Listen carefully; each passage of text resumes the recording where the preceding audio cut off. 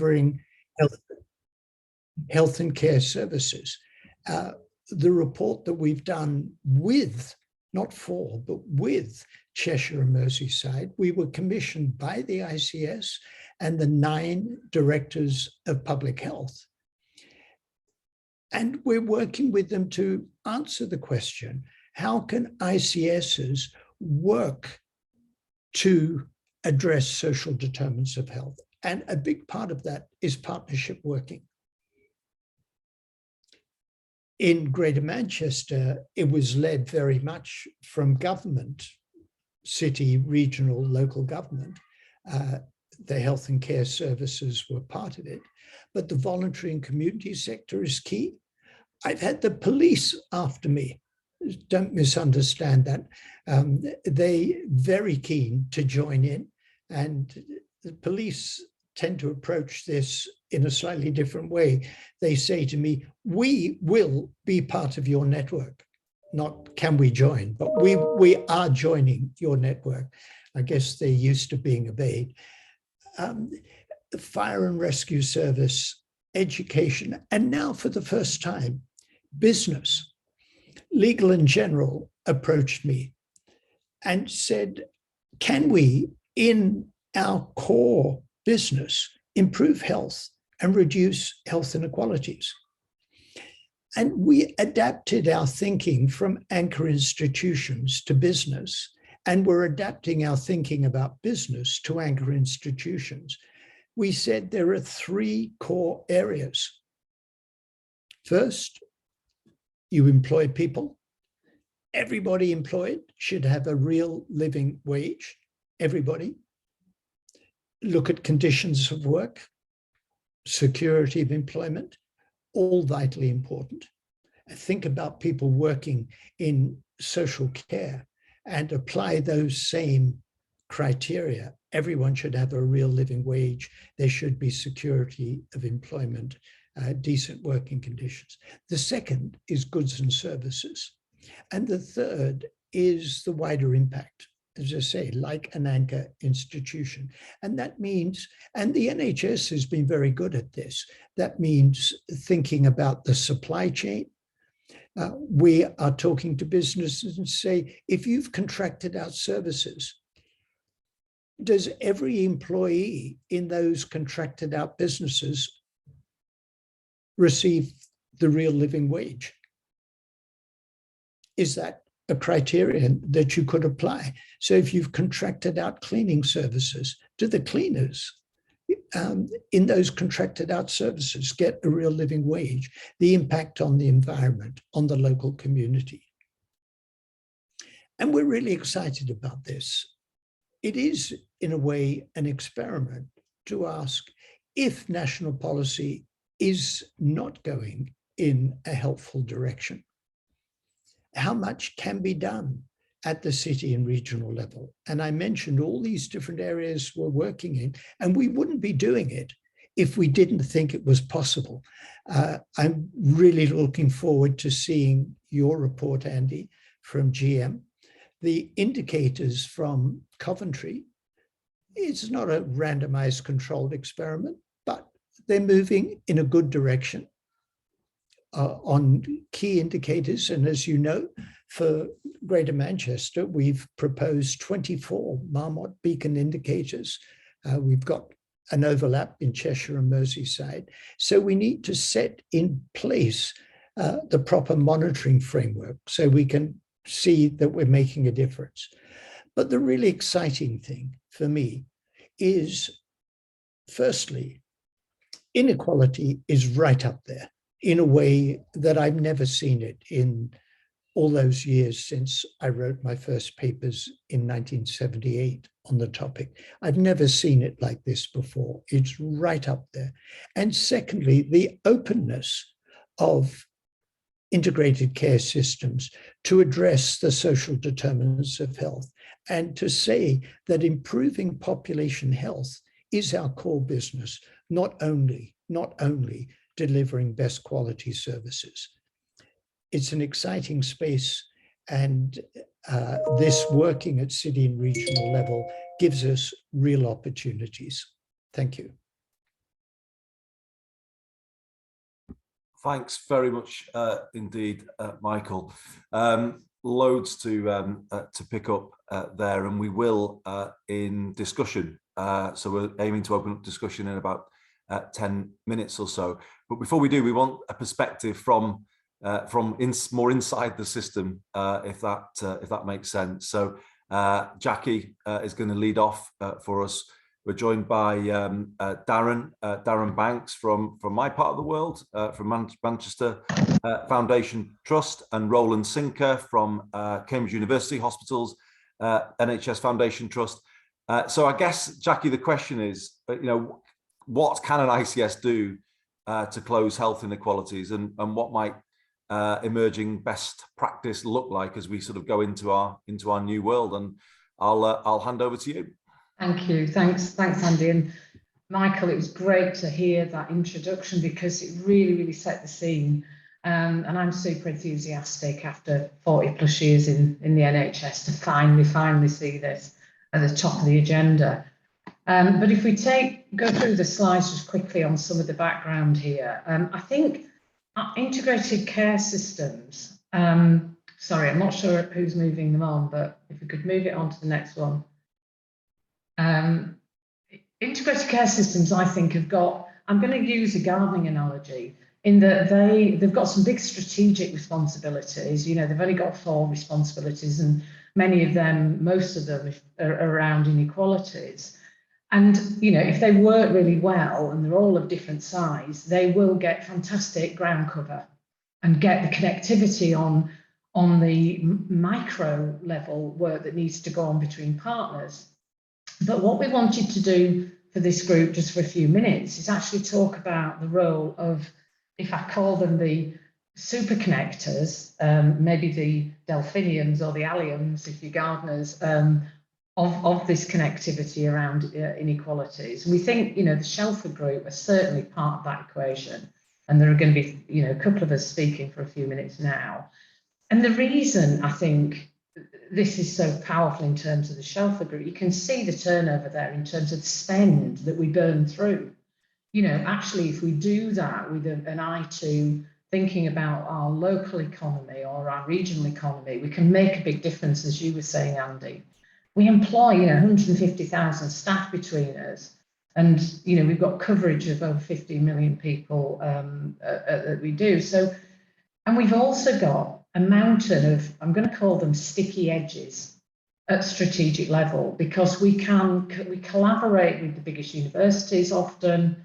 So we've got a lot of firepower in terms of translation of research, but we work with big pharma and industry, all of whom need to contribute to this agenda. So if we go on to the next slide, so we refreshed our strategy as a Shelford group last year. And health inequalities and our role as anchor collaborators was centre stage. We universally agreed that, yes, we all had a core role of providing high quality healthcare, but if that's all we did, then we wouldn't shift the dial in the way that we now need to, in terms of our contribution to the broader economy, to the sustainability of our planet, etc.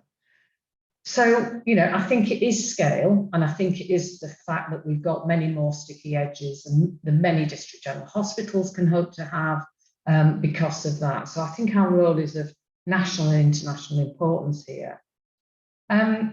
So we've made anchors and our role as anchors centre stage in our strategy. We've really, serious about the recognition of the health inequalities that exist within all our places. I mean, I have the fabulous, privilege to lead a doubly rated outstanding organisation in Newcastle. Our health inequalities are amongst the worst in the country, and that doesn't give me any joy at all. We've got to be part of the, the solution to that. So we think, as Michael said, there's a real opportunity, including areas of our ability to bring people into new employment, procurement, and what we want to do just over a few minutes now, just trying to help you, Andy, manage time, is just give you some real life examples. So if we go on to the next slide, I'm going to start with Newcastle unashamedly. We've got a partnership called Collaborative Newcastle. You can see the members there. The two universities are really important.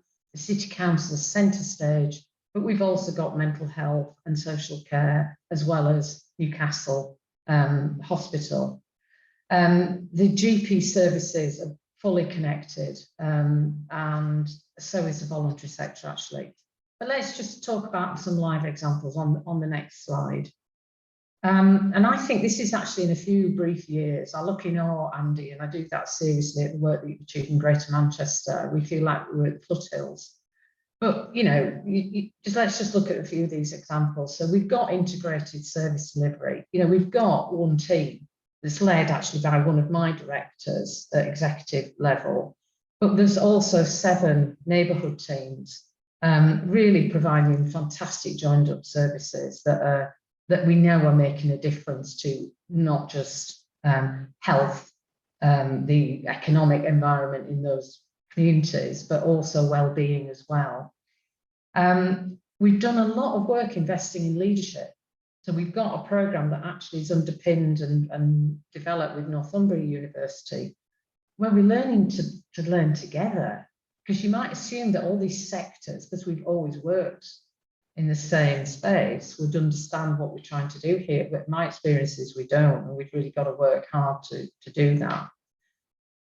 The command centre we've developed is important. We've joined our data up, and I think we'll hear how important good data is to help us do what we need to do in the future. We've used our Great North Care Record. We have got a big programme called Duplication to Personalisation, and we're using artificial intelligence to look at our neighbourhoods, in particular look at multiple comorbidities, helping us really design services and care that will be much more fit for future and use the precious resource we have much more effectively. I think in terms of that broader impact beyond health and care, you know, the chief execs across the City Council and the enterprise, business and enterprise in the city, with the universities, etc., are really focused on the deep connection there is between health, wealth, and the economic prosperity and well-being. And we've got some fabulous examples and around jobs creation and the work that we're doing on net carbon zero. Without a doubt, and this comes back again to Shelford Group, the architecture that we've got, Manchester's got it, Cambridge has got it, many of the other places have got it, around things like academic health science centres, the infrastructure around the BRCs, the biomedical research centres, the infrastructure and expertise in some of these big connectors is phenomenal to really help us with what essentially is human learning. And really understanding quick translation of what we know is working. And, you know, the 2 years of pandemic have been such a difficult time, but the benefits we've seen in just having this integration, the work with care homes, for example, we've got some of the lowest mortality rates in Newcastle as a result of working so closely with our care home sector. And using data science and analytics in our hospitals as well.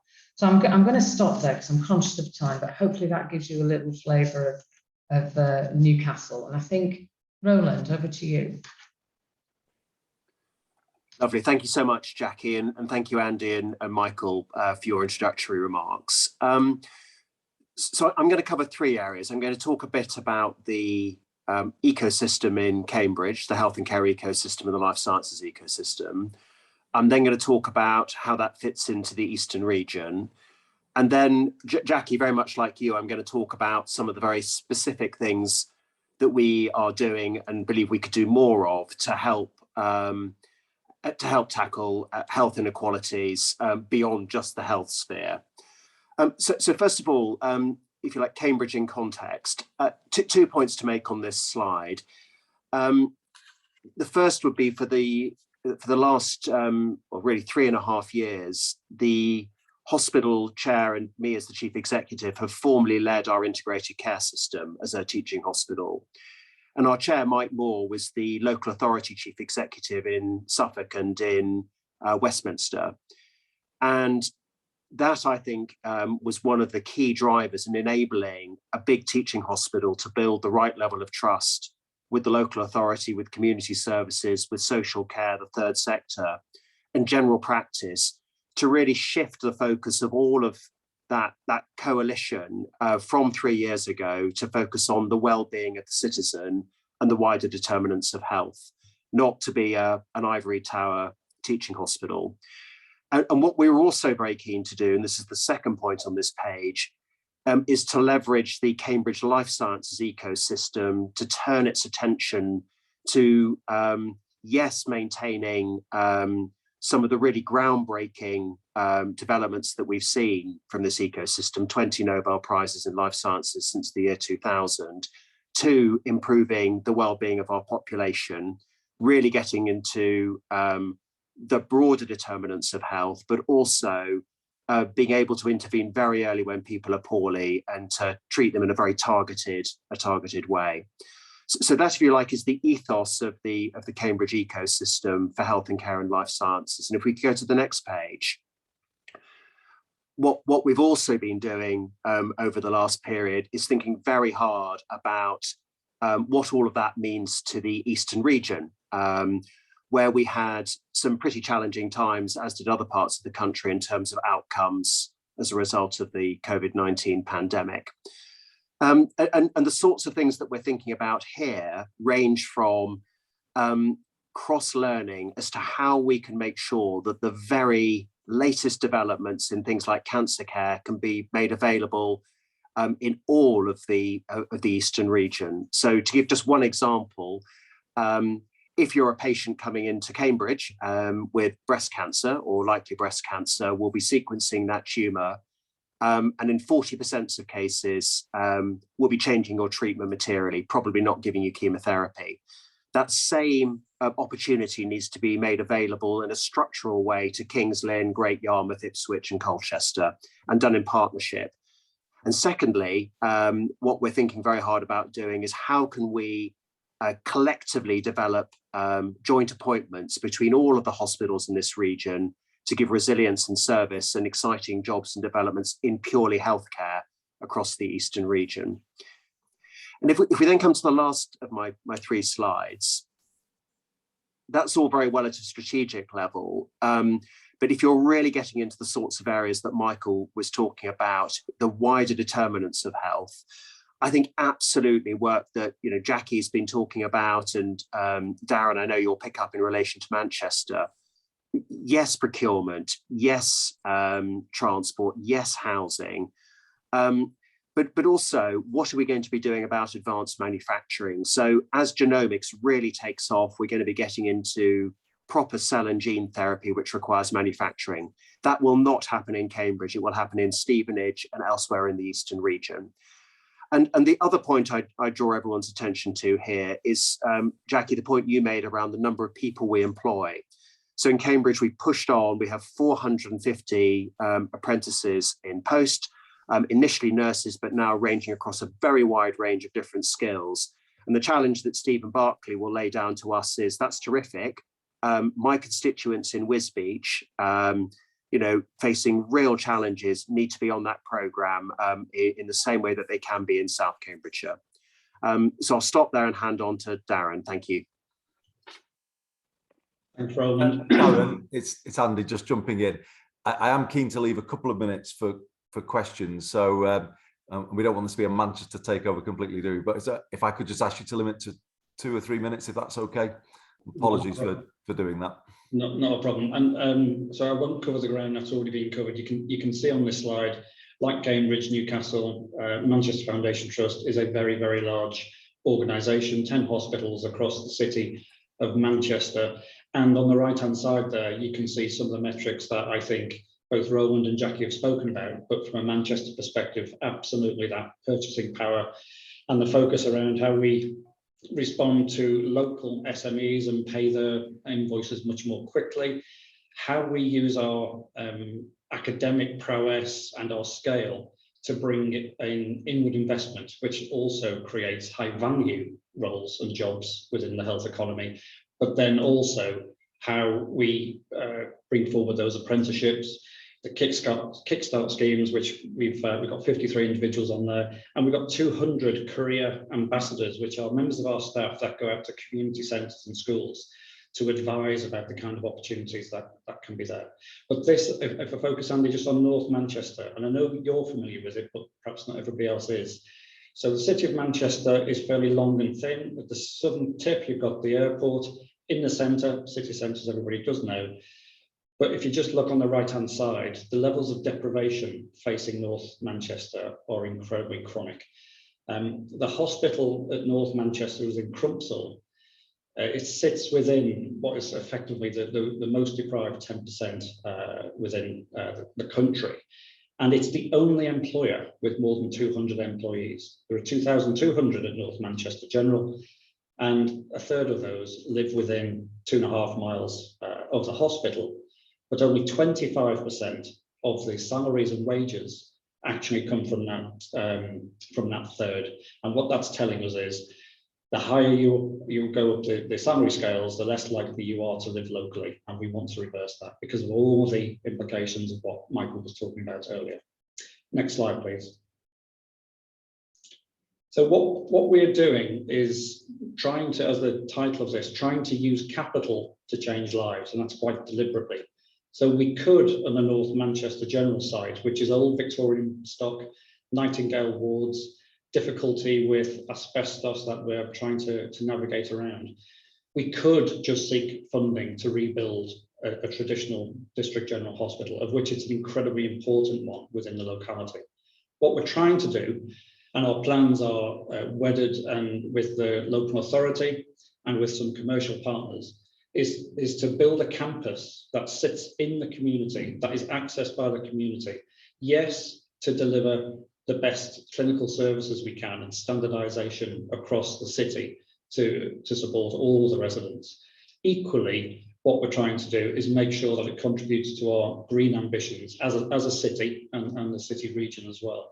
Harness all the advantages of technology, and we know that North Manchester is particularly deprived in this area, but effectively to use the strength and scale of MFT aligned with particularly the City Council to lock in further mutual investment from the commercial sector, so to provide affordable homes and other housing, employment and education opportunities to the residents locally, beyond the city, but also to Rochdale and Bury and Oldham, who access the site as well. So it's absolutely part of a joined up strategy. And I would just say, from an MFT perspective, I joined 16 years ago. To be a good corporate citizen has been one of our strategic aims for the last 16 years. We've updated the terminology, but we take this as seriously as delivering high quality services. It doesn't need to be delivered by an ICS, but there's an awful lot about our mindset as an organisation, very much as Jackie and Roland have said. I'll stop there. Thanks. Thanks so much indeed, Darren. Thank you very much, Roland and Jackie, before you as well, and of course, Michael, for leading the discussion. So it's over to my fellow commissioners now. I think what we've just heard, everybody, is, well, there's a high degree of alignment, isn't there, between all of our speakers.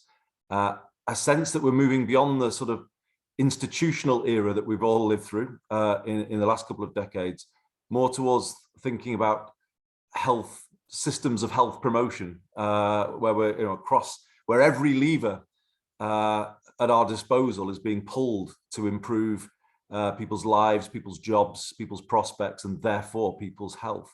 And it's about health being not just a good corporate citizen, Darren, isn't it? We would say it should be the best, shouldn't it, always? The NHS should be the exemplar of the best practice, and that's what we need to aspire to. So open to anyone who would like to put their hand up and ask a question. One I have, and maybe we'll take them in a bunch of three, because probably we've only got time for three. One is to ask our colleagues, and then I'll bring Linda and Stephen in. What do we do to guard against this agenda being as ever pushed to the margins when we are looking at the mountain of waiting lists and the pressure that we know is on your colleagues in the acute system? what safeguards can be built in to make sure that it doesn't become the last item on the agenda and becomes a sort of core mission for the ICB and the ICS that sits underneath it. I just would be interested to hear how you think we all get that balance right. Linda, I'll turn to you next. Yes, I think my question was very similar, Andy. It was really about, given the financial pressures there are in the system, in the acute system, particularly the pressure to get cancer waiting lists down, responsiveness increased. I just wonder if there was any evidence of the money actually moving around the system into some of the other areas, or is there a way of promoting that movement of money, or at least stopping it actually being sucked away? I think I'm interested in the money as to how it works. Stephen? Yeah, my question actually builds, I think, on your question, Andy and Linda. I was very impressed, I have to say, by the presentations that we had from the 3 Shelford trusts. And these are clearly, as we all know, major centres of excellence, both in our own systems and recognised around the world. The challenge is that a Shelford Group Trust, or the question, I think, is how confident can we be, and what checks and balances should we build into the ICB-ICS structure to ensure that the power of a Shelford Group institution looks just as much, for example, at initiatives of improved social care development, de-prescribing initiatives, all the less sexy end of the delivery of health outcomes as distinct from high-tech healthcare, or because there's an obvious institutional bias in a university-oriented system towards the latest Nobel Prize that was mentioned in one of the presentations. I look forward to the day when there's a Nobel Prize awarded for improved insight into social care outcomes and de-prescribing rather than the latest medicine. Yeah, absolutely. And it is a big change for the Shelford Group, isn't it, in terms of perspective, but it feels like it is coming through, and it's maybe that day will come. Anne, I can see your hand up. I've also Imelda, obviously, as a fellow commissioner. I will take those 5 questions, and then I will ask just for brief comments, if I could, from our experts before we will move on. So Imelda, over to you, and then to Anne. Thank you, and they were great presentations. The question for me is, from your experience, how would you advise an ICS to really tie in, hardwire in equalities and quality together in how you measure performance? Oh, that's a good question. Nice and to the point. And Anne is, to colleagues who don't know, from the Municipal Journal. So over to you, Anne. Oh, hi, Andy and everyone. Yeah, fascinating presentations, and I suppose this question is more aimed at Dame Jackie, although it could be answered by some of the other speakers. But to what extent is the drive on reducing health inequalities a joint one with local government, with really deep roots, and what does that bode for the success of your ICS? Is local government being bound into this process in a good enough way?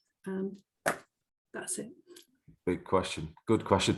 So, colleagues, I'm going to turn back to you all 4 of you, if that's okay, just to perhaps pick up elements. Lots of the questions there are complementary and overlapping, but perhaps a comment from you all before we will then move on in 5 minutes or so to our next topic. So I'll come to you last, Michael, if you don't mind. I'll just perhaps turn to Jackie first.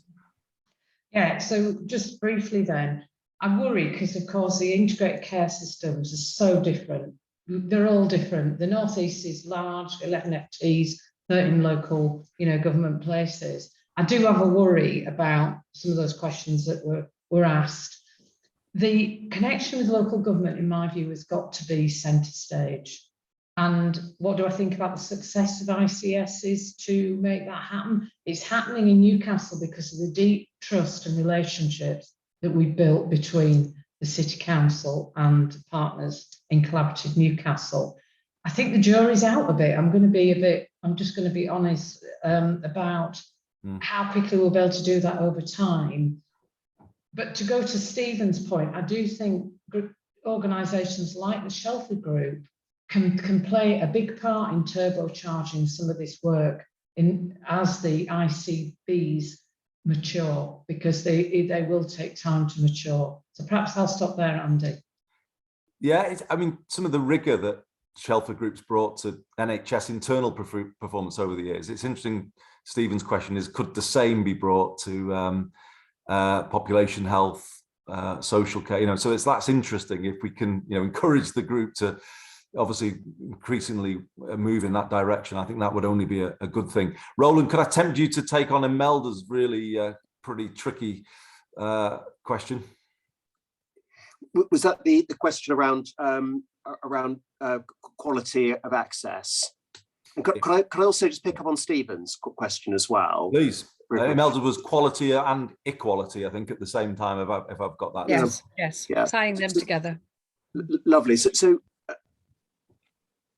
if I pick up Stephen on your quite fair challenge that the big teaching hospitals and universities are only interested in high-end science, I think we can pat our heads and rub our tummies at the same time. And I think the prevailing narrative, I think in all of us, and Stephen, I'm deliberately provoking, it is yes to high-end science, yes to discovery science, yes to Nobel Prizes, but to what end?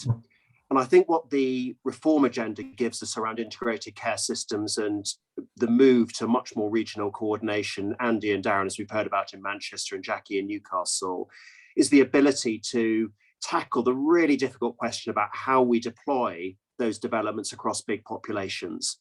And I gave the example of precision medicine and breast cancer. And I think in some ways that gets us on to Imelda's question around how do we really measure, are we tackling health inequalities? And if I was to give you a different example, early diagnosis for esophageal cancer, if people had acid reflux, it could be you've eaten a bit too much and things don't work as well as they should be, or you could have the early signs of cancer. And that would normally be referral to a specialist centre for a nasty camera to go down your throat.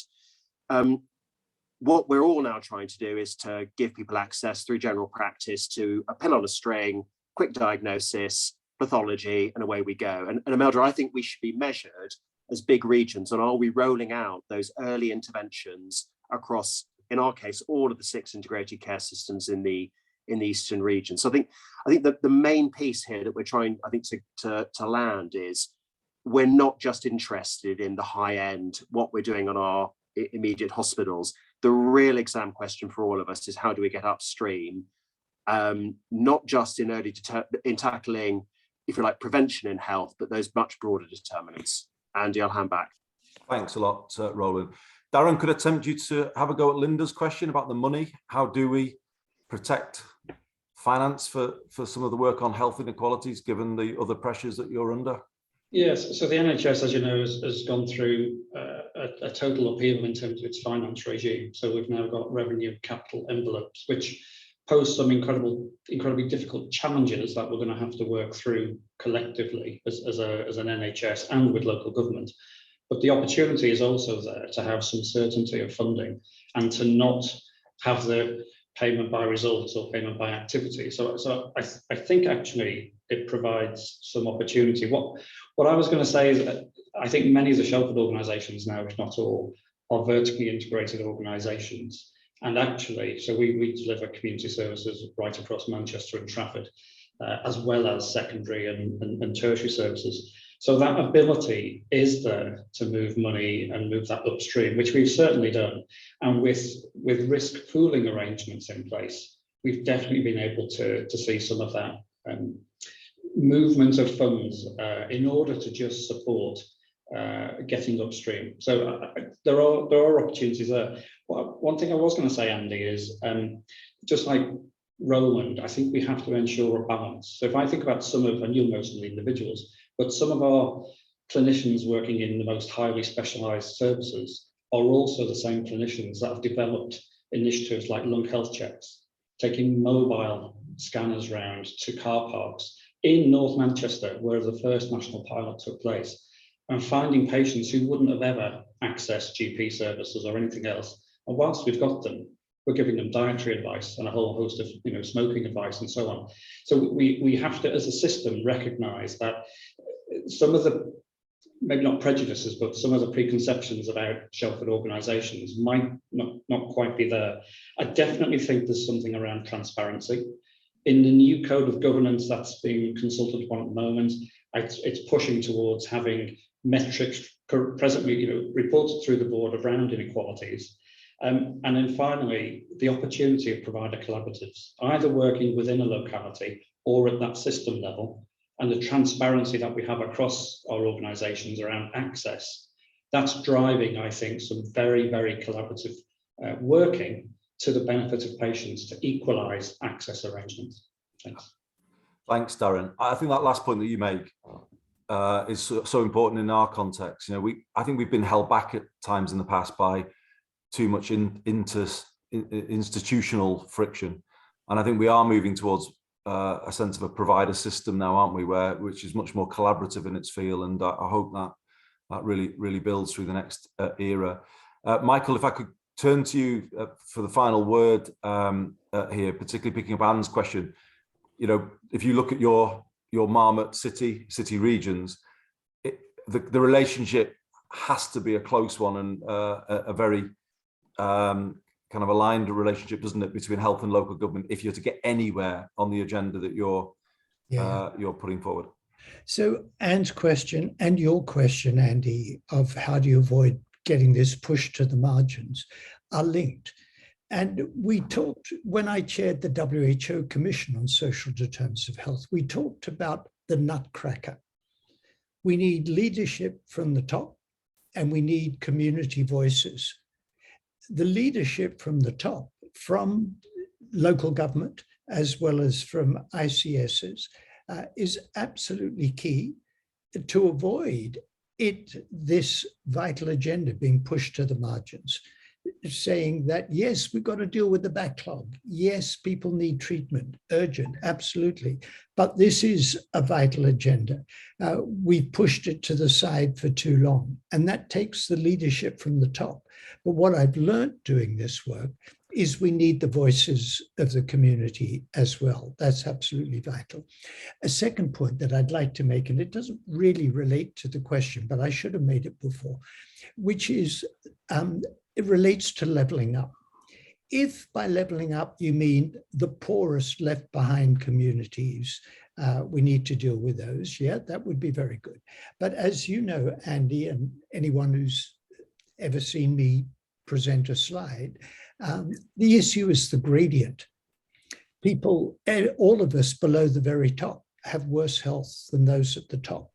And we calculated just 2 weeks ago when we launched the Cheshire and Merseyside report, if you assume that everybody who's not in the least deprived decile could have the same low mortality, the same high life expectancy as people in the top decile, in the 9 years from 2011 to 2019, we could have prevented 1 million deaths. Wow. If you focus only on the poorest 10%, yeah, they have about 20% of the excess deaths, but the other 80% of the excess deaths come from the other 8 deciles below the very top. This has got to be for whole communities, for everybody. And I do need to comment on Imelda's excellent question about quality and equality. If you define quality as good outcomes, then there's real tension between quality and inequality, real tension. If you want the best outcomes, forget poor people. Throw them on the scrap heap. Don't worry about poor people. They ruin your figures because they have worse outcomes through no fault of their own, because poverty is very bad for good health outcomes. So if you only want to show good outcomes, forget poor people. Just don't treat them, let them die. They mess up your statistics. But If your agenda is equality, then you've got to accept that quality and equality are in tension and they need to be balanced. But if you have a mission to reduce inequalities, then you've got to accept that some of your outcomes won't look as good. That's the nature of the beast we're dealing with. And that means that disaggregated data is absolutely vital. Averages are no good anymore. We need disaggregated data. We need it by socioeconomic group, deprivation, and we need it by ethnic group. Otherwise, we won't know what we're doing. Very powerful stuff, Michael. Imelda, your questions prompted a good degree of reaction in the chat as well. I hope I've got, is it Sedi or Kedi? I'm sorry if I've got your name wrong. Is Sedi? It is Sedi, yes indeed. Yeah, yeah. You just were picking up Imelda's question from the minority community's point of view, and I think it's really important to not to lose that point. Absolutely. Now, perhaps I was, I mean, thank you for the opportunity to say a few words, Andy. I'm very conscious that up against it time-wise, but from my perspective, whilst this is a really, really important conversation, we know the reasons why, we mustn't lose sight that irrespective of what we're discussing around health inequalities, for ethnic minority communities, these health inequalities are significantly greater. We've seen reports around cancer, maternity, cardiovascular disease. So all I wanted to do was just bring that to, as if I know I didn't need to, but just bring it to colleagues' attention. No, absolutely right, and thanks for doing so, Sedi. Thank you, and the point's certainly not been lost. And Imelda, thanks for prompting that important discussion. Now I'm going to get in trouble with Phil and Steve. I think I probably already am in trouble. I think because my chairship is not the best. I like to let the conversation flow, but we must move on, if that's okay, everybody, to consider best practice and shared outcomes for children and young people's health care and well-being. And actually, if we're honest, a bit like population health, public health, health inequalities, sometimes the needs of children and young people aren't always centre stage, are they, when it comes to planning of services? And you can see that in mental health, children's mental health particularly. That's an obvious example, but there are others as well. So we've got three excellent speakers now, but I'm afraid to try and regain some sort of discipline on the time, I'm going to ask you all, if you could, to limit yourselves to 4 minutes, 5 tops, if that's okay, just so that we can keep on track. So first, we're going to hear from Steve Crocker. Steve's the president of the Association of Directors of Children's Services. Then from Russell Viner, Professor of Adolescent Health at the UCL Great Ormond Street Institute of Child Health. And then from Ruxana Kapasi, who is the Director of Health at Barnardo's. So Steve, over to you first. Thank you very much, Andy. I'll race through. So firstly, I know that the exam test was to talk about shared outcomes for children and engaging young people and integrated policy. I'm going to come back to those because I want to look at this, if I can, as you rightly mentioned, through the lens of children's mental health. And I'm going to say a few things that might be a bit provocative, but I'm then going to come back and be constructive as well. So first of all, why am I speaking on this? And what legitimacy have I got as a local government officer to start talking about children's mental health?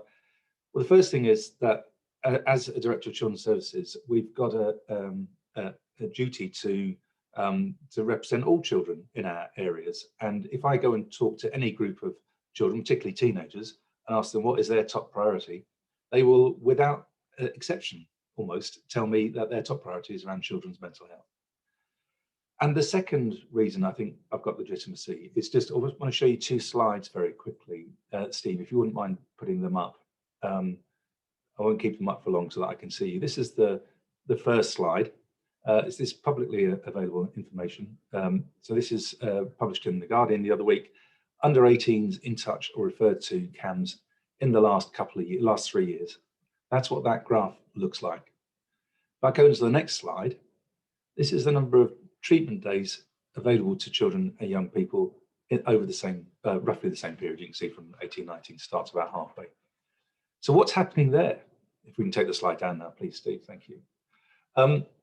And what is happening in terms of children's social care is that families are waiting a long time for treatment, over a year in some cases. And that's putting intolerable strain on children and families. The systems weren't designed for this. The children's social care system was designed to support and protect children from abuse and neglect. Often these children have loving families, but they are under incredible stress and strain through the mental health problems of the children. And the social care system itself, and also that we have this concept of a waiting list, for example. So what's that about? We don't have waiting lists in children's social care, but a concept that seems to be designed to ration hip replacements is okay to deal with children in distress. I have to say, I don't think that's right.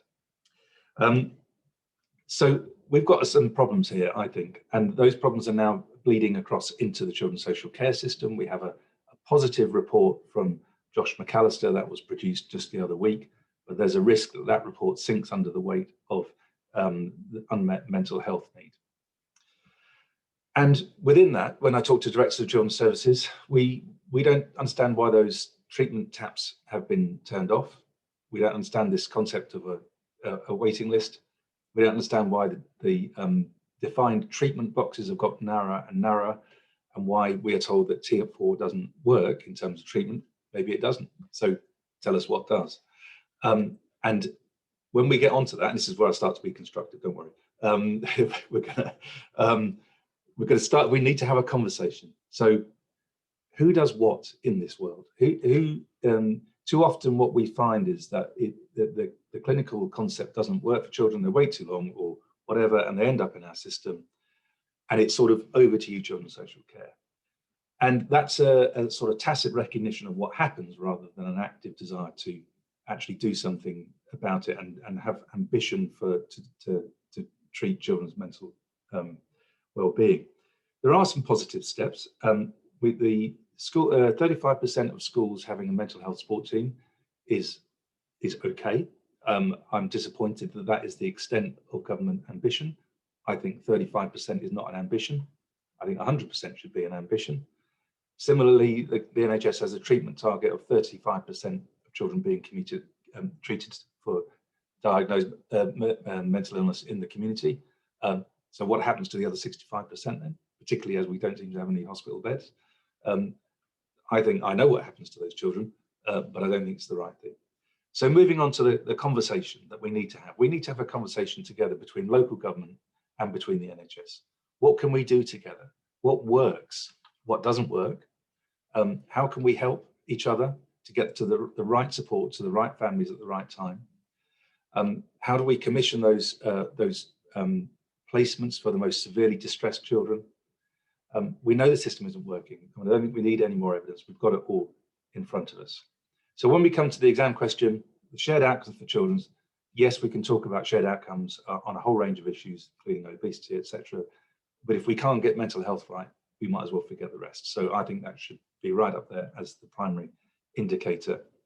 In terms of engaging young people, I think we actually engage young people loads. We just don't listen to them. And maybe we should reframe that question as to how do we convert what they're saying to us into positive action. And then in terms of integrated policy framework, yes, of course, it's an absolute no-brainer. We need to have that conversation and we need to have it urgently. My view is we need to have that at a national level, but we certainly can start those conversations locally. And with that, I'll be quiet and hand on to the next speaker. Thanks, that's brilliant, Steve, by the way. I think that was exactly the right type of challenging approach. I think we do have to ask, well, firstly, where is young people's voice going to be within ICSs? I'm talking about my own backyard at the moment. I don't think we have got that issue sorted out yet. I'd be interested to see if anybody has got that sorted out. And even if they are there, are they going to be listened to, as you say? But it's a bit of a test case, this, isn't it? Children's mental health, will it improve? You know, this has got to be a moment to improve it, surely, given the pressure. And also another issue, let's say special educational needs. You know, this is another issue that ICSs should move forward if they are to achieve what they're meant to achieve. And I do think we need to be setting these challenges about outcomes for young people at this point, actually, to see if we can get the maximum change through the ICS reform. So brilliant. No, thank you. I think you've really laid it out very starkly and in the right way. Russell.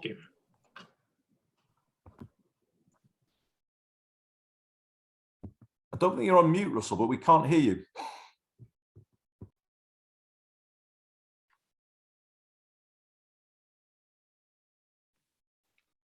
I'm afraid we can't hear you. Not quite sure what that is. No, I'm not sure either. Sorry, just shall I turn to Ruxana, Russell, and then come back to you? Oh, I got you, I think now. Try again.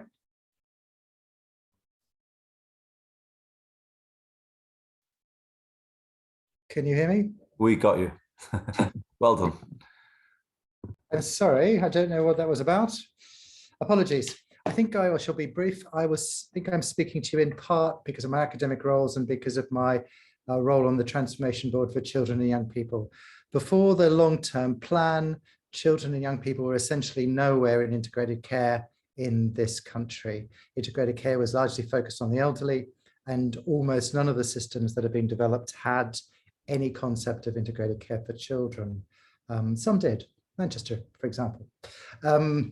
We should remember that in an integrated care system of approximately 4 CCGs, there will be 1 CCG worth of children and young people. I perhaps should repeat that. Children and young people are about 23% of the population.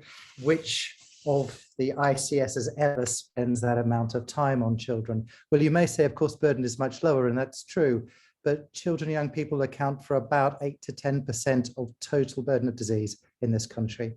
And again, our neglect of them is quite extraordinary in terms of how they're represented, how they've been represented in your discussions up till now, before the previous speaker. Certainly wasn't 10% if that's a burden level, and wasn't 23% if that's a population level. And I think we need to reflect on that. So we have an incredible opportunity with the ICSs, because we now have a requirement for all integrated care boards to have an executive lead for children, and the guidance on that is currently being written by NHS England. There will be a requirement for integrated care systems to think about children. Are they doing that thus far? We did a survey of ICSs at the end of 21, we got a 91% response. That was not bad. We saw that the majority of them thought they were very much developing a focus on children. Their priorities were obesity, mental health, early years and inequalities, and I think that chimes well. That suggests that the majority of the ICSs are starting to focus on inequalities, mental health and obesity. Many of them are doing quite a lot of engagement with children and young people. And in one sense, one of those questions is there's a lot of children's voice being sought, but it's incredibly replicative and patchy in lots of ways. And I think one of the things we got a sense of from that survey was how varied the partners are. And in many ICSs, local authorities and education's barely involved. In others, heavily involved. And I think that variability around children is going to be one of the key things that we need to absolutely, right from the beginning of the statutory phase, hone in on. We've recently done 25 interviews across 7 ICSs with clinical, non-clinical and other leads for children. And we picked a range of ICSs, some very mature, some with very little going on, some rural, some urban, and some deprived, some more affluent. What were the themes that came out of that? Firstly, incredible sense of optimism. And there's a sense that at last people are listening. At last children may have their place in the sun. And of course, we can be quite cynical about that, given all the other pressures and the fact that such an august body as yourselves, with a, part of this meeting focused on children, but actually the amount of times that children were mentioned in the early parts, you may push back at me and say that was generic and not specific. But children are a generality. They're not a subspecialty. They're not a special area of practice. They belong in every area of practice. But children coming into focus. I think We got a lot of reflection back from the ICSs about tensions between national and local priorities. The sense of being done to and being given priorities by the centre, but the sense that the centre really wants to drive down variability by giving guidance. So I think there's a lot of uncertainty about which sets of priorities to run with. A series of challenges around funding, a sense from a number that there are funding streams for the elderly, funding streams for emergency care, funding streams for cancer, and very little in the way of specific funding streams for children, and that they're being asked to cobble things together across an incredibly complex patch. Because as well as social care, most of the social care for children comes from education, in a sense. So we have education as well as social care, as well as health, as well as all of the others, with the families linked in and family health part of the whole agenda. So there's a level of complexity there. I'm not saying it's above other complexities, but it's hugely complex. And of course, major impacts from COVID. I'm going to just come back to the conclusions. One thing I wanted to mention, and you may or may not know this, but children are specifically excluded from data sharing across health and social care in a way that is bizarre. There are proposals to change that. The DfE is being given a year to consult on changes, but we cannot currently fully share data across education, social care, health in a way that you can for vulnerable adults. An example of inherent bias against children, that it's unclear why we do that. So I think huge optimism within the children's sector, but I think lots of potential reservations about whether the ICSs will have the capacity to develop full children's systems, thinking about schools, families, primary care, secondary care, around that piece with strong clinical and non-clinical leadership. And I think there's a real risk for children's specialised services.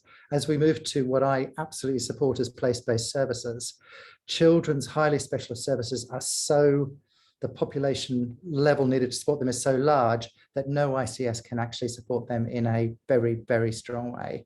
You may push back on that.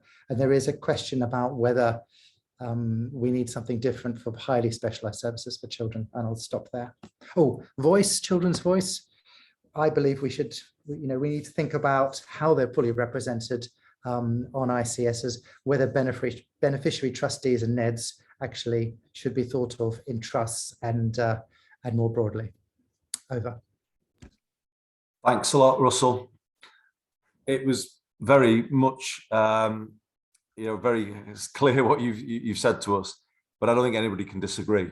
I don't think any of us can claim that children and young people have been at the heart of the NHS. And the question is, can this be a moment of change? Actually, if we're to move the dial on health inequalities back to the first discussion, you would put certainly the early years at the heart of things, wouldn't you? You would focus a lot, and that's always been the burden of Michael's work, that's where you can make the biggest difference to lifetime health. So yes, is this a change moment for children and young people's health? Well, let's hope so, but thank you for that challenge. Ruxana, over to you. And then we'll probably have about 5 or so minutes for questions if we're trying to keep to time. Thanks, Andy. Can you see my screen? I'm sharing it now. Yeah. Okay, that's great. So I'm going to kind of move straight into, I suppose, really looking at this question around what are some of the ways that we could use to really get it right? And in answer to the question that Steve posed, getting the right support to the right children, young people at the right time for families as well. So one of the pieces of work that we're doing at the moment in Barnardo's at a strategic level is with Frimley Integrated Care System to really look at this question, Andy, that you asked, which is about at that integrated care system level, how can children's, young people and young people's voice be represented? They have made the decision, a really bold decision, that they want to get it right from the very first board meeting. And we've been working with them to really think about, well, what does that mean at a system, place and neighbourhood level? And unsurprisingly to, I think, most people, because of the sort of level of trust and bond there is with relationships that children have at a neighbourhood level, this is really where the stakeholders are that have the greatest influence in children and young people's lives. So it's really, really important at this level that integrated care systems think about how they are actually positioned within the ICP structure and really given a joint seat at the table. One of the examples I wanted to share with you around an integrated model that's really been co-produced by children and young people is an example in Solar, which is a joint model with Birmingham and Solihull Mental Health Foundation Trust and Autism West Midlands and Barnardo's. And in this particular service, which is targeted at children aged 0 to 19, it really focuses on timely access to appropriate support in line with children and young people's needs, as opposed to being structured around thresholds or tiers, and it prioritises resilience, partnership and co-production. And the integrated care model in this system is really working at the heart of culture change, so that anybody, parents, local authorities, schools, can all refer into this service. Children only tell their story once, and there's information sharing systems across all of the agencies. And there's a real respect and integrity between professionals, recognising the value and skills that each other bring to this service. And this has been really acknowledged and has resulted in this particular service reducing their waiting times to only 5 weeks, so it's below the average national waiting time, and it's achieved some fantastic outcomes as well for children and young people. Apologies to interrupt you, Ruxana. How does that get over Russell's point about data sharing? So as part of this service, we've got joint data sharing agreements actually between all of the agencies within this particular model. And that's how we've overcome that. I'll skip the social prescribing service that I wanted to talk about, which is really a partnership with 3 primary care networks. Again, I think that because this has been co-produced with children and young people, the right services have been developed that have really enabled some very fantastic outcomes for children, to enable them to really self-manage their own kind of well-being and recognise when they need more support in the future. So what do ICSs need to get right for children and young people? I think that the vision that ICSs create is absolutely paramount, as well as a set of principles around what it means to embed children and young people's voice in decision making.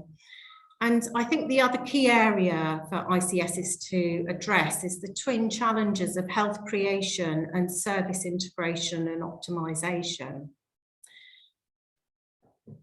For integrated care boards, they really need to think about the decisions that they are making and how would they justify those decisions if children and young people were in the room with them that day, and what sort of behaviours do they want to model to children and young people in the way that they collaborate. Then I'll kind of skip the sort of twin challenges and move on to the priority shared outcomes. If ICSs actually do adopt the principles of health creation and health equity, there is potential for real transformation across the lives of children and young people. And there's a number of shared outcome measures that I think could achieve this. And if we just look at one of these, which is school readiness, at a population level, to actually achieve this, children need a supportive home and school environment, adequate stimulation, parents and carers that are supported in their parenting role, developmental delays that have been identified early and acted on, ill health that's managed so that it doesn't actually impact on their childhood development, and engagement from early years and school settings. So it really shows the interdependencies across agencies that are required to achieve just one of these shared outcomes.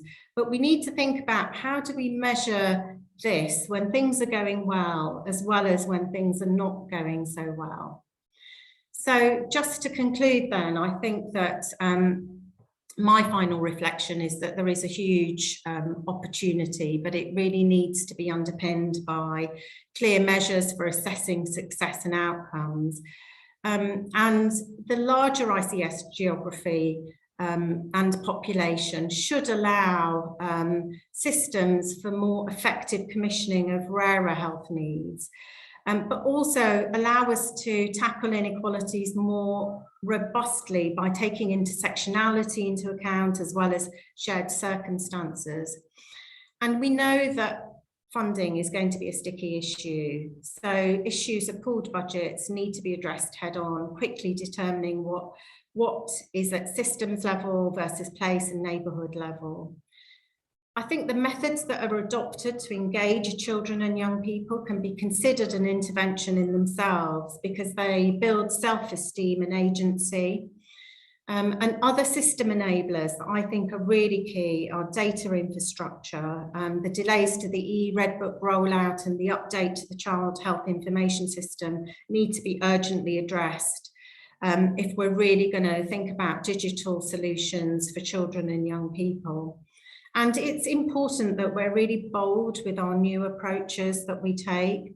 And one final thing that I just wanted to end on was that one of the programmes that we're going to be taking forward with Michael Marmot and the Institute of Health Equity is to develop a children and young people's health equity framework. And we're looking for 3 ICSs to work with. So we'd be really interested to hear from people who would like to work with us on that. We're going to be launching it later on in October. So thank you, Andy. Thanks so much, Ruxana, and to Russell and Steve before you. Good offer there at the end. I'm sure colleagues will have noted that. That sounds fascinating. One reflection on what you said, it was around the outcomes. When I came in as mayor, I remember thinking about it being important which issue you choose to prioritise as a system. I'm not saying that child obesity is not an important issue, it's an extremely important issue, but sometimes it can be perceived to be an issue that's owned by some bits of the system, but not everybody. And it was a very deliberate choice to make school readiness a central mission of the Greater Manchester system, because that actually is where councils meet the NHS, where education meets the NHS and councils. And it's kind of finding the kind of sweet spot really about where does everyone have, where can you get everyone aligned really? And I just share that. I think it can help if you pick the right. You can't prioritize everything. You can make everything, important, but you've got to be careful. I think where you pitch your priority. So anyway, some really good thoughts there from everybody. We'll take a round of 3 questions, colleagues. Conscious of time, and we've got a very important. We're going to get back into mental health, but also learning disability in a moment. But can I see any hands for questions to our speakers? Izzy, to you first.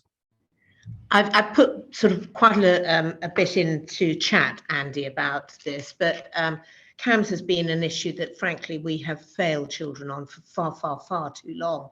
And I'm not entirely sure that we've ever really cracked it. And at a time when, we are seeing more problems, probably because of lockdown, we have very young, vulnerable minds. And I think, we need to timely deal with the issues rather than increase waiting lists time and time again. My view, as I've put it in the chat, is that I think we medicalise too soon, and sometimes I feel we should be looking at more of a place-based solution, which actually was picked up in one of these slides too. I think Ruxana mentioned this, the place-based solution, which tries to destigmatize and allow young people and children to feel that it's normal to be stressed, pressured, but not to build it up before, without it being treated and sorted out locally. And I think part of that has to be by helping supporting school communities, helping supporting local solutions. And I think that the vast majority of the money, and there is quite a lot of money going into CAM service, we can argue whether it's enough or not enough, but the vast majority gets spent on medicalising and high paid consultants who are just, the lists are not being managed. So I think we haven't got it right for many years now, and actually let's try something different. And actually young people may want a very different way of accessing the service, digital. They will. Yeah.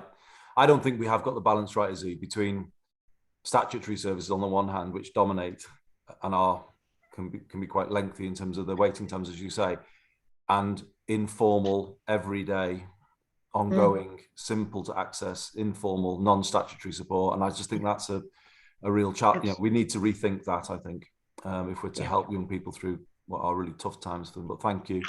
Rosie, then Stephen. Thank you.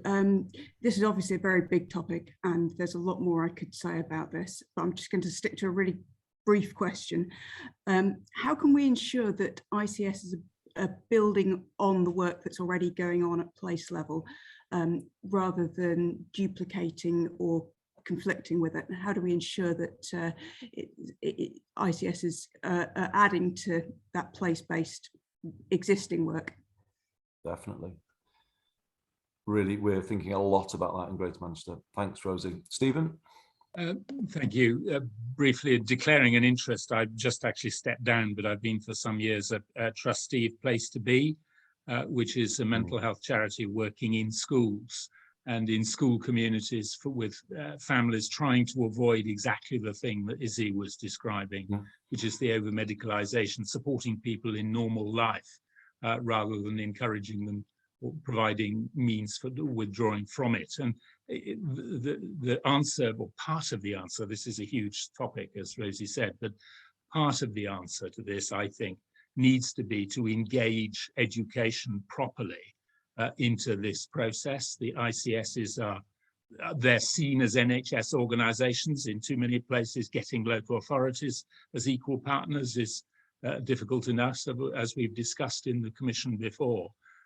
Getting schools into the proposition that they actually have a part to play in the care and support of the children that attend them is absolutely fundamental to this, seems to me. There's a whole issue there, isn't there? Schools and their relationship to integrated care systems. We could probably do another whole session on that topic alone, and probably should actually. But thank you, Stephen, and for the other questions. Steve, Russell, Rukhsana, I'll throw it back to you. If any of you want to jump in, Steve, I can see you. Yeah, I mean, I think on that point about engaging schools, and indeed you could say about place-based solutions, as Rosie said, I think that is the way forward. But I also think that it has to be an active decision, and that ICSs need to be involved in jointly funding and shaping those systems. Just as an example of that, in the last 2 weeks, all local authorities have a sort of a small cohort of family support workers, and I've had 4 different, I won't name names, but 4 different very senior people have said to me, Steve, your first priority for your family support workers should be school attendance. Steve, your first priority should be reducing crime. Your first priority should be reducing the number of children going into care. Your first priority should be children's mental health. Now, we can't have 4 first priorities. I could probably add a few more onto that, actually. And what we need is that conversation which says, okay, what is it that we agree is the overlap? Who does what? Who funds what? And what is the accountability mechanism and governance mechanism for those things? Because at the moment, what happens is that people say, oh, well, it's somebody else's job. It's somebody else's thing to do. I won't have to worry about it too much. And we need that active dialogue, in my view. Absolutely. I think I was trying to make a similar point, not as eloquently as you just then, as Steve before, but yeah, completely honesty about the priority and a sense of shared commitment to it, completely vital. Russell or Rukhsana, anything to add before we move on? Not hugely. I suppose just to observe, of course, in government, the department that is the main department for children is the DFE, Department for Education. They have much bigger budgets than Health ever does for children. And I think that just comes back to this. And where is the money for children? It's in local authorities. It's in schools. And actually, health is a tiny tail. And one of the problems with the ICSs is that they come from health and can struggle to engage local authorities in education. So I'm essentially agreeing with the previous speakers, but we almost need change from the top as much as anything. And I think we see signs of that in the DFE, but it needs to be that nutcracker that Michael spoke about. Do you? Wow. Some signs, green shoots, green shoots. I'm a grinding optimist. I've learned something. Grind through your optimism. I'm only being a little. We had Stephen's wonderful organisation Place to Be work with us on mentally healthy schools, and Warren Heppelet's on the call, who was one of the people who really championed that in our system.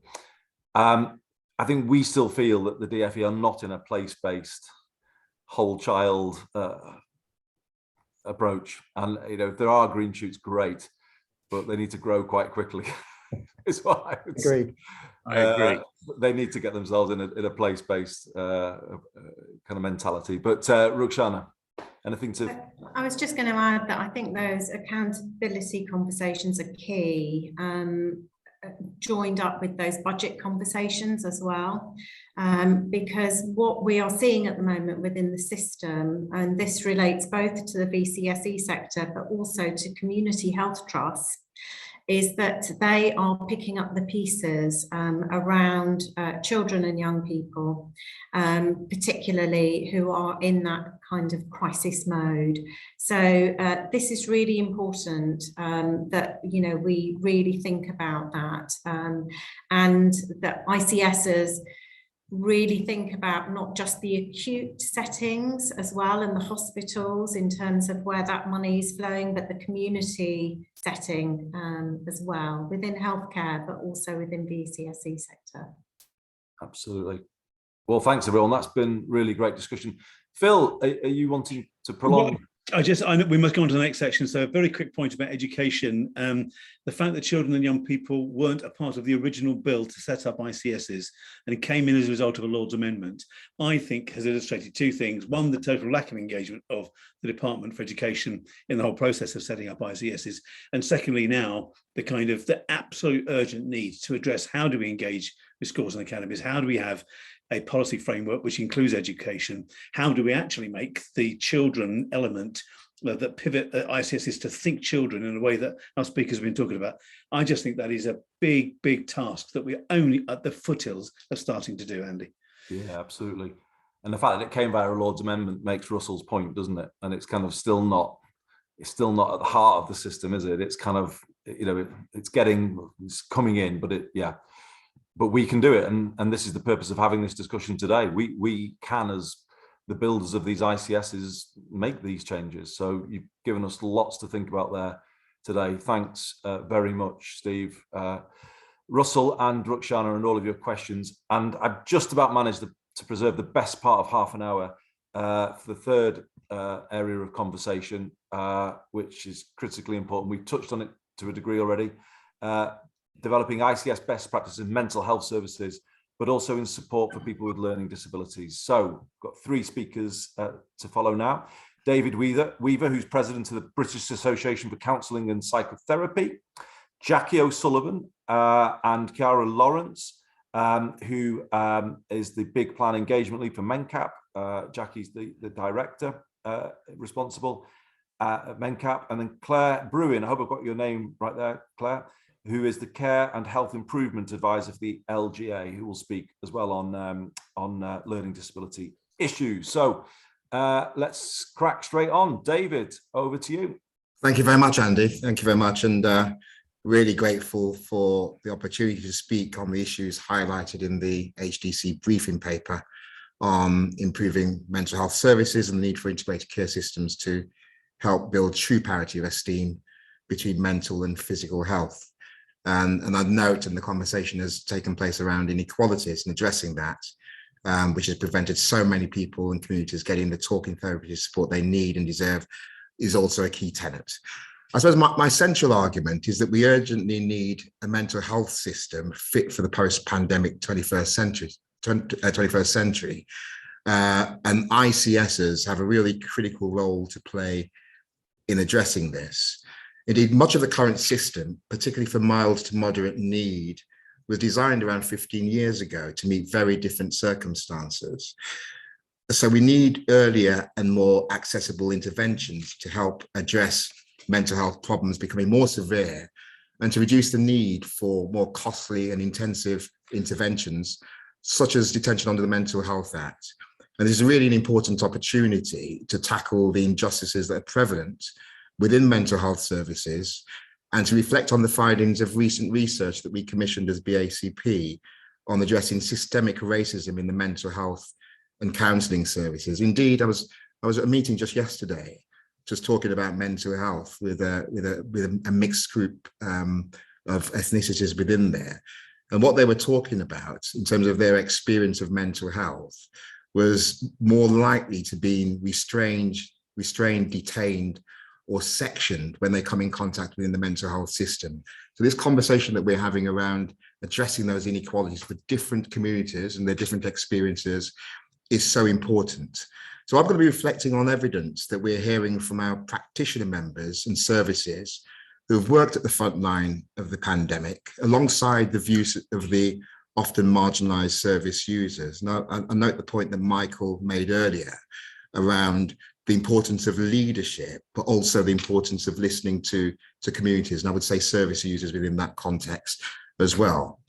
And an important focus must be on how we support those people who, for a variety of reasons, are continuing to fall through the gaps.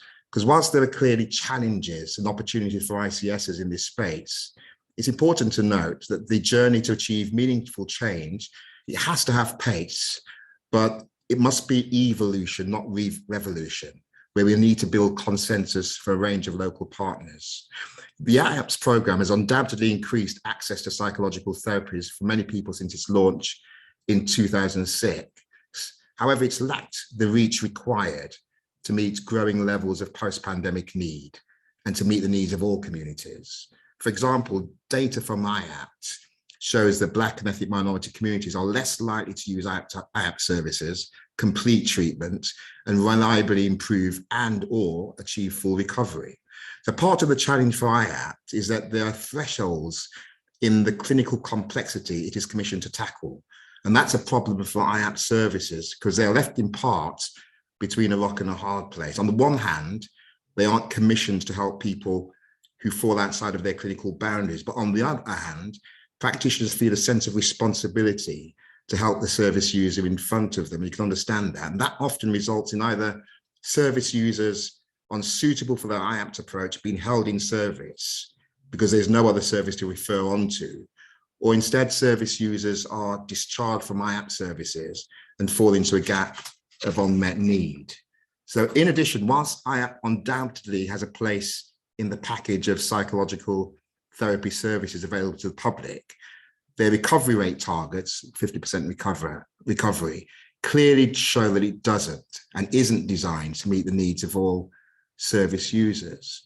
So therefore, there's a necessity here for systems to commission a broader range of mental health support to provide a much more holistic offering that meets the needs of a broader range of service users. We're also hearing from many third sector providers, including services that are accredited by BACP, that the system is failing clients. And instead of improving access, it can in fact be exacerbating those inequalities. An example is one accredited service of BACP, which recently reported that it's problematic trying to ensure the same seamless service to clients entering through the commissioned IAPS route who've been triaged by a wellbeing team, as is given to those entering the charitable side of the service, where clients will be seen within 4 to 6 weeks and have access up to 30 sessions, depending on need. So I think there's sort of fundamental structural problems with the IAPS system that are not being addressed and are resulting in problems such as inappropriate referrals to IAP counselling for depression, referral of clients from IAP services to third sector providers who are picking up the referrals but are not being paid additional to their grant funded services. So you can see that gap there and their accountabilities to different elements. I've also heard from services working with older people and specialising in working with LGBT clients that their provision is more geared towards understanding and meeting client need and offering choice of where, when and by whom therapy is delivered, such as home visits for older clients who incidentally are still not accessing IAP to anywhere near the target of 12% of new referrals being for people aged 65 and older. We commissioned a recent paper called Race for the Soul of the Profession. And in that paper, we're trying to look at the importance of giving focus to inequalities, but also on race. And that's fundamental to the relevance of our profession to ordinary people. And you know, a response came from the CEO of a Birmingham-based service. Some of you may know an organisation called Pattygift in Birmingham. They specialise in working with Black African heritage. And she shed some light on some of the barriers faced by people from marginalised communities. She said that being Black in a majority white community involves having a racialised identity and being othered by the white majority. At Pattygift, a client is free to step away from and challenge the definitions and identities that others give them and bring their true self into therapy. In their therapist, the client will have someone who has significant shared experience and connection, the absence of which can ruin a therapeutic experience. I think that's furthering the conversations that we've been having around appropriate service for marginalised communities. And we've heard different accounts, similar accounts from other services. I won't go into them for the interest of time. Andy, I can see you staring at me. But in conclusion, I'd just like to say the following. We'd like to see the following, that all ICSs develop systems of mental health support which tackle the gaps within IAPT and other national mental health programs. And this will be informed by service users, we feel, and bringing the best expertise from third sector providers with long-standing experience of serving their communities, and be culturally sensitive and accessible, really key point.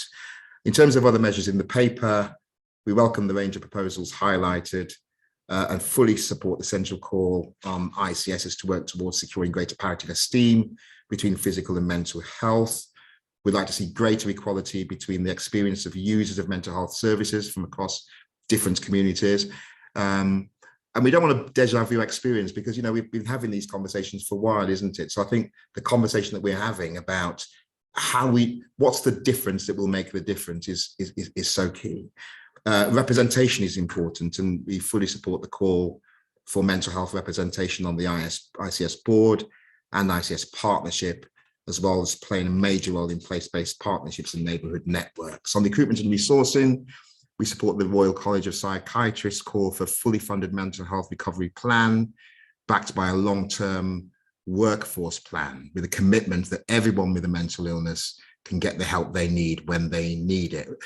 We know that the governments themselves are aiming to redevelop a 10-year mental health plan, and that the governments are currently consulting on this, but without addressing workforce challenges, it's going to be a non-deliverable ambition. So we'd therefore like to see ICSs themselves develop individual post-COVID mental health recovery plans, providing a clear statement of intent and directing a holistic response to addressing need. Finally, the engagement with the voluntary sector and with communities is so important, and that's coming up. But how can we do this differently? How can we engage with, as we've been speaking earlier, with local government to play a very important community leadership role and other partners within that?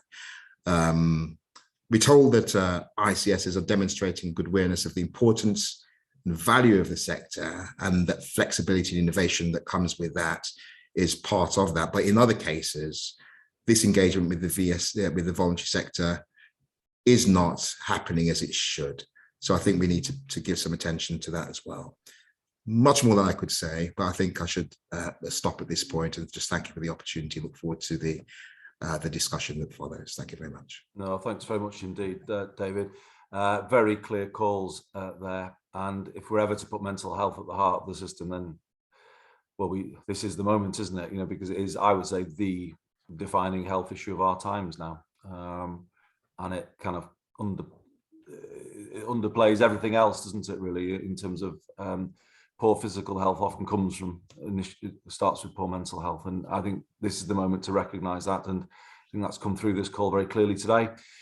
Jackie, Kira, thanks for joining us. It's over to you next. Floor is yours. Thanks. Brilliant. Thanks for having us, Andy. And Kira's going to kick off, and she's going to tell you a little bit about her life. Hello, good afternoon, everybody. My name is Kira Lawrence, and I am a person who has a learning disability. When I was younger, my school life was hard. I went to 2 mainstream schools and suffered immensely. I finally got diagnosed with my learning disability at the age of 10 years old after screaming for help for years with my family and my school. I was told by my teachers I would never achieve anything. I was told that I was going to go to somewhere special where I belonged. At that point, I left mainstream school life forever. At my special needs school, I was there for 5 years and left with 5 GCSEs, which I'm very proud of. And I know at that point I could achieve everything, but with extra support in my life. I then went to college. I tried to find work, which was really hard. And then 21 years ago, I found out about the amazing charity MENCAP, which is the UK's leading learning disability charity. And in that time, 21 years, I have achieved a lot. I currently work at MENCAP as Big Plan Engagement Lead. And what that means is I make sure I actively listen to people with a learning disability, what they're telling us about the big plan and what they would like to see in our big plan. I really love inspiring other people with a learning disability like me to achieve big things in their lives too. I am also happily married to my husband, Mark. We've been married for 9 years and we live in our own home. Outside of MENCAP, I also do lots of volunteering. I am an ambassador, which I'm very proud of, for Eve Appeal.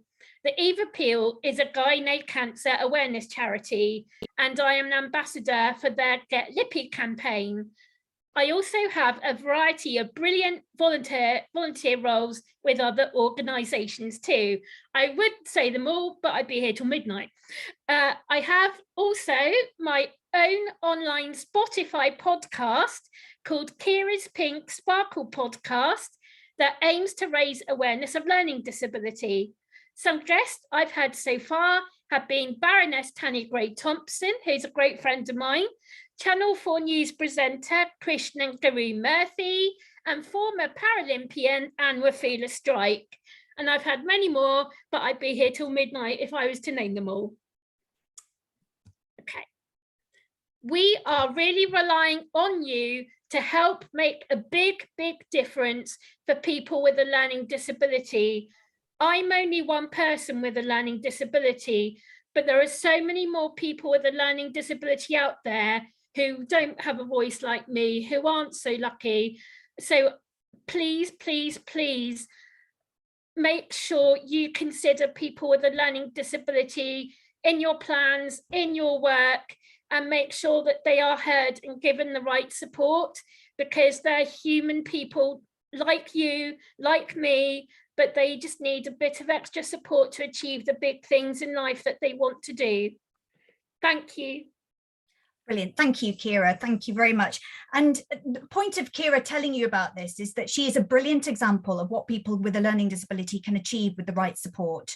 I've got a couple of slides. I will literally whiz through them because of time. And actually, Steve, are you okay to pop them up? Oh, brilliant. Thank you. But very sadly, that's not the case for everybody. So there's 1.5 million people in the UK with a learning disability. Only 224,000 are actually on the learning disability register. And I think that is very much an area that the ICSs could focus on. That's quite a quick win. Along with being on the learning disability register come annual health checks and a whole host of other things that could really help with prevention.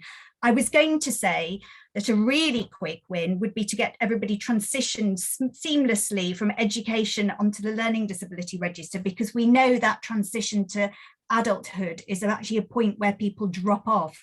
But in light of what Russell said earlier, I understand that that's now not quite as quick, and I realise Russell's gone, but we would happily add our voice to getting that to happen, because that would make a big difference to people. We know that people are quite well catered for during the early phases of their life. It's at that transition point to adulthood that people drop off. There are some really shocking statistics about life expectancy here that really are outrageous and should be tackled. We are still seeing death certificates come through with Down syndrome and cerebral palsy on as cause of death, and that's just simply unacceptable. I mean, can you imagine if any other protected characteristic was written on a death certificate? If man was written on your death certificate as a cause of death, it's just simply unacceptable. And we know there are some huge intersectional issues here as well. So the average age of death for Asian boys with profound and multiple learning disabilities is 9. We don't know why, and there needs to be some urgent work into what's going on and to really unpick some of the comorbidities that people are experiencing. The official employment rate for people is 5%. Our statistics show that's a good deal higher, but it's still nowhere near the 48% of disabled people who are in work, or the general population, which is about 80%, I think, at the moment. We've got lots of people that want jobs. There are lots of jobs out there. We really need to do something to bridge that gap. We have over 2,000 people locked up in assessment and treatment units at the moment. And again, that's not acceptable. They're there because they have a learning disability or autism, and really they should be better catered for with community support. This has been quite an intractable problem that's existed for over 10 years now. Some of the issues around tackling it have related to the fact that no one really has their hands on the levers to enable them to do that. But ICSs do now, and we really see this as a bit of a litmus test of the ICS sort of setup, that you should be able to get people out of ATUs and into community support much more effectively. We're also seeing steady drops in the numbers of people with a learning disability getting social care. So things are coming down, quite slowly but steadily. And if you think about the numbers of people with a learning disability in the general population going up, we know that there's quite a lot of unmet need out there. We can't quantify it, but our helpline suggests that that's the case. And we think that people are making cuts in that the sort of small care packages that exist, where people might get, say, 2 or 3 hours a week to help them with their finances, their shopping, filling in forms and things like that. That's being cut because it's not life or limb, and people are being forced to make savings. And day services as well still haven't recovered properly post-COVID. And these are really important. So what we've seen is cases where people have got into financial difficulty because they can't manage their finances. They've then been evicted because they haven't paid the rent, and then they end up on the street, and they cost the state an awful lot more. But in the meantime as well, the personal tragedy cost is immense. And we think that the day service cuts are in large part to do with the 83% that we've surveyed recently who say that they are lonely, and the accompanying mental health issues that people are experiencing as a result. If I could have the next slide, please, Steve, that would be great. I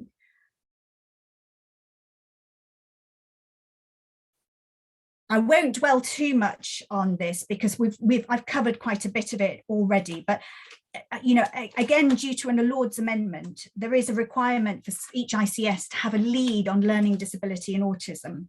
And we would really, welcome an opportunity to work with your leads on whatever needs to happen and developing plans and things like that for your areas.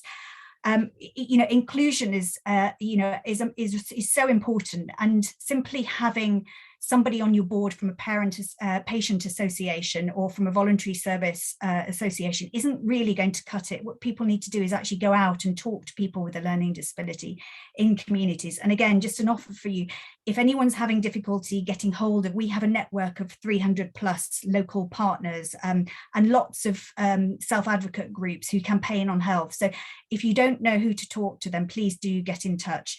But I'm going to leave the last word to Kira here. Thank you, Jackie. I just want to say that people with a learning disability really need the right support to achieve a lot in their lives, and they just need extra adjustments. They just need somebody to listen to them, to give them the right support. And people like me can achieve a lot in life if they're just given opportunities and the right support. So I just please can put learning disability into the plans and the work, and listen to people with a learning disability, meet people like me, talk to them, get to know them, and we'd love to work with you. Well, brilliant. Thanks so much, Kira. Thanks, Jackie. I think the theme of today has been all about giving the right priority, higher priority, to things that often haven't had the right priority. And you've both said that so well. Short-term things we can do, Jackie, about the register and numbers on the register and assessment and treatment units, but longer term on health inequality. And Kira, on behalf of everybody, you've given a voice today in this meeting where there are plenty of people who can make the changes that you're calling for. You've given a voice for thousands of people who often don't get the chance to have their voice heard in meetings like this. So thank you so much for doing that today. We're all hugely in your debt for that. Claire, we haven't left you a huge amount of time, I'm afraid, and we won't have time for questions. But if I could give you 3 or 4 minutes, and then I'll wrap up today's meeting. Yeah, that's absolutely fine, Andy. What I'll do, because I know that Steve will be sending the slides around after the event, and that there's a couple of slides that are looking at the responsibilities of councils and what they can take into the ICS arena. So if you pop onto the next slide, Steve. Yeah, so that's, I won't go through that, but that just gives a hint of some of the important work that councils do that will help to influence the working in the ICS. If we go to the next slide. The next slide is about some of the learning that we've done in working together over the years with health colleagues. Some of the things that absolutely get in the way, and some of the things that are required to see success and partnership working to deliver positive outcomes. But what I'd like to talk you through is the next slide, which has come from some conversations that I've been having with regional health colleagues in the east of England, where we've been looking at what we can do to address health inequalities. As Jackie has said, the level of inequity has really had a light shone on it during the pandemic, and we absolutely need to take action to address it. And what we've been looking at is how could we develop a shared outcome and shared commitment to doing something about that within the region, and whether we could use the national target around annual health checks to support that, but recognising that it's not just about the number of annual health checks. Again, as Jackie said, are all the people that should be on the learning disability register on there? So there's work around that, but there's also the issue of quality. What's the quality of the annual health check? What happens after it? And what follow-up is there? But we've been looking at it from the perspective of what can different partners do working together to play their part.